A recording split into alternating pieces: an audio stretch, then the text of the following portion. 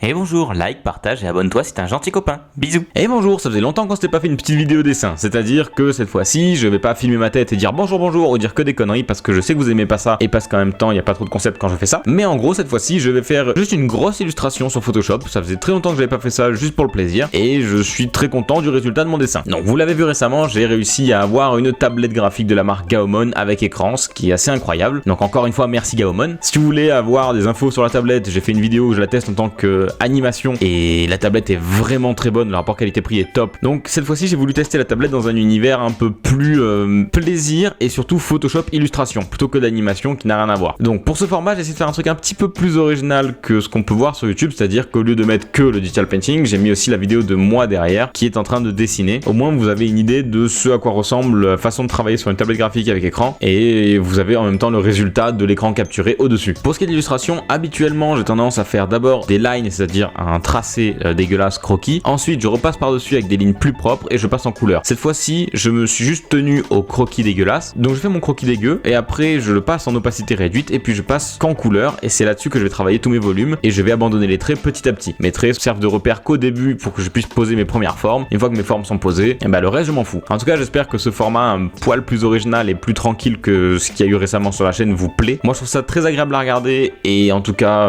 voilà. J'espère que ça vous intéresse. Si jamais la tablette vous intéresse, je vous mettrai le lien en description avec tous les liens du produit Gaomon et de leur site et tout ça. Personnellement, pour une tablette graphique avec écran à ce prix-là, je trouve ça vraiment bien. En tout cas, vous voyez le genre de dessin qu'on peut réaliser avec une tablette comme ça. Je suis loin d'être très bon, mais je suis loin d'être nul non plus. Donc, si vous avez un petit niveau, déjà, vous pouvez beaucoup vous amuser sur une tablette de ce prix-là. Et ça, c'est incroyable. Pour ceux qui aimeraient se mettre au digital painting et faire ce genre d'illustration, bon, vous aurez peut-être pas directement ce niveau-là parce que je suis extrêmement doué, mais ça se voit pas forcément. En tout cas, pas tout le temps. J'ai fait une vidéo dédiée au digital painting, justement une vidéo tuto qui explique comment dessiner sur Photoshop, en tout cas les bases. Je ferai plusieurs épisodes, donc ce sera une suite de tutoriels, mais le premier épisode est déjà sorti, donc si ça vous intéresse, je vous mettrai le lien en description et juste en haut à droite sur le petit i, vous aurez juste à cliquer dessus. Donc si vous voulez essayer le digital painting sur Photoshop, allez voir cette vidéo, vous saurez déjà faire quelques petits trucs sympas. D'ailleurs, pour ceux qui se poseraient la question de est-ce que j'ai appris le digital painting sur une école, ou comment j'ai fait, ou quand j'ai fait ça, ou en combien de temps j'ai appris, il faut savoir que j'ai appris le digital painting tout seul en fait. J'ai regardé des tutos sur Photoshop, j'ai regardé des tutos de partout en fait en ligne, je connaissais déjà le logiciel mais pour pas du tout le dessin en fait, pour tout ce qui se fait sur Photoshop sauf le dessin. Du coup j'ai appris tout seul, mes premiers dessins ressemblaient à peu près à ça. Ils étaient faits à la souris, c'était franchement pas terrible. Et ensuite je me suis mis à la tablette et j'avais une tablette depuis un an, enfin j'imagine que c'est le cas pour beaucoup d'entre vous d'avoir une tablette qui pourrit quelque part parce que vous avez été déçu de votre premier essai. N'hésitez pas à donner une deuxième chance à vos tablettes et surtout insistez, parce que quand on n'insiste pas, le résultat est forcément dégueulasse. On insiste, c'est dégueulasse, mais c'est de moins en moins dégueulasse. Donc personnellement, j'ai appris le digital painting, on va dire en